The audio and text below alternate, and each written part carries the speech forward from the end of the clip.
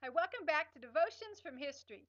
On June 17th of 1873, a young evangelist and his friend and song leader arrived in Liverpool, England to hold meetings. They had been promised by three Englishmen funds to pay for their travel and arrangements for places for them to minister.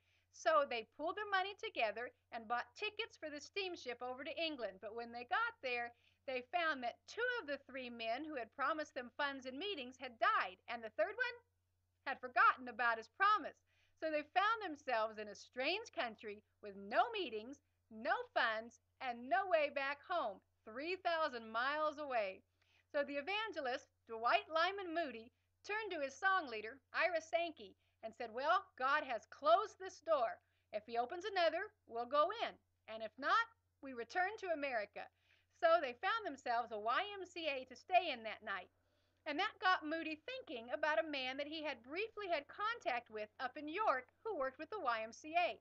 So Moody sent him a telegram that simply said, "Moody, here. Are you ready for him?"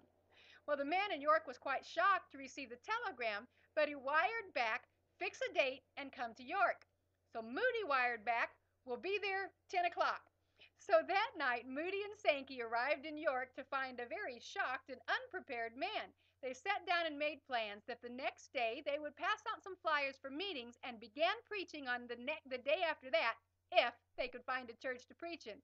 Well, miraculously, Moody and Sankey found a church to preach in that next day, and for the next 2 years, as all over England, over 2.5 million people heard Moody preach and Ira Sankey sing in those Moody Sankey meetings of the 1870s, which have been called the greatest British revival since the days of John Wesley.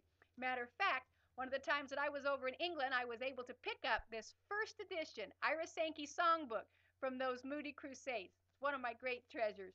You know what?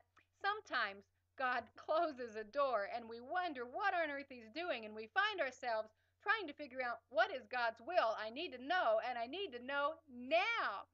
Be like Moody when that happens. Trust that when God closes one door, he'll open another. And when he does, don't be afraid to walk on through it, even though it's not originally part of your plan. Who knows? It might be the greatest thing that's ever happened to you. I'll see you tomorrow on Devotions from History.